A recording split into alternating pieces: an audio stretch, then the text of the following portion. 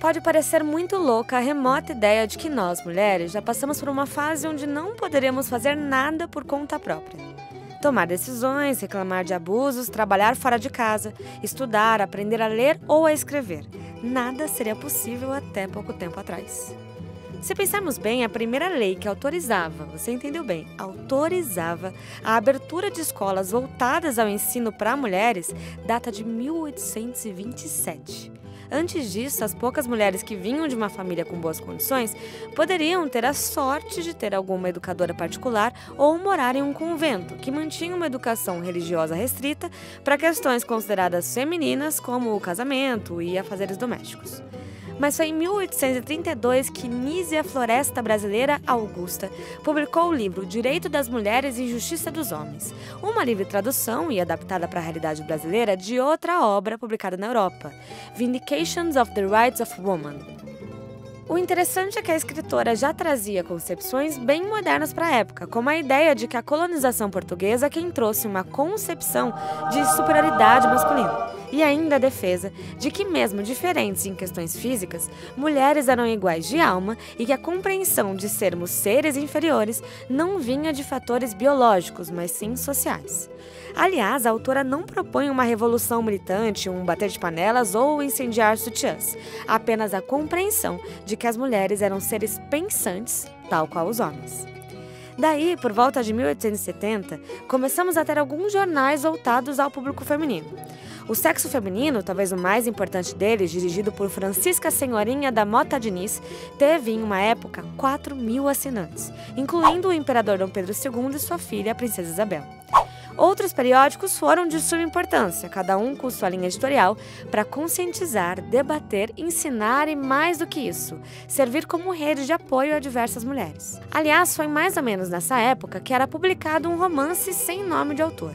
Úrsula, escrito pela escritora maranhense Maria Firmina dos Reis, era ainda mais devastador. Trazia personagens negros por um ponto de vista positivo. Publicado em formato de folhetim, algo bem comum no século XIX, a obra de Maria Firmina tinha um viés abolicionista e é considerado o primeiro romance da literatura afro-brasileira.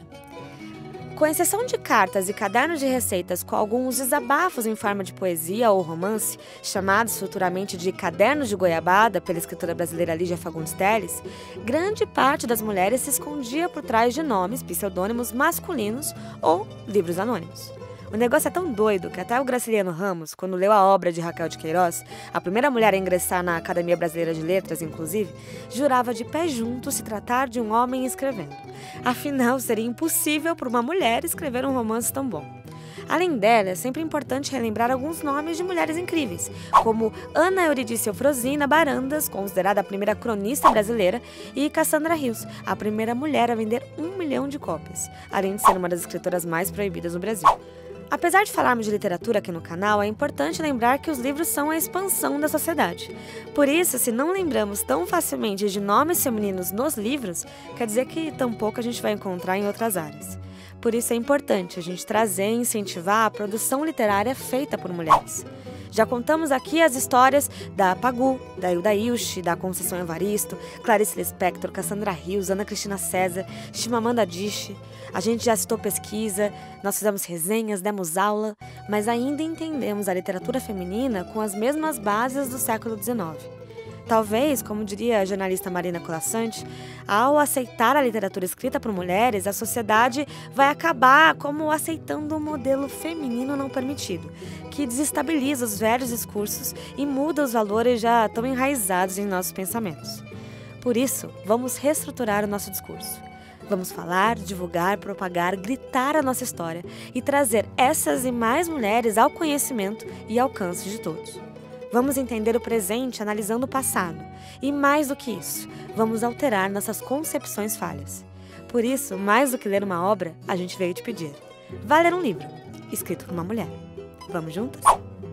Algumas informações desse vídeo foram tiradas de 2 estudos. Um é o Feminismo e Literatura no Brasil, de Constância Lima Duarte, e o outro é Literatura de Autoria Feminina, Mulheres em Cena, na História e na Memória, de Débora Cristina Esser.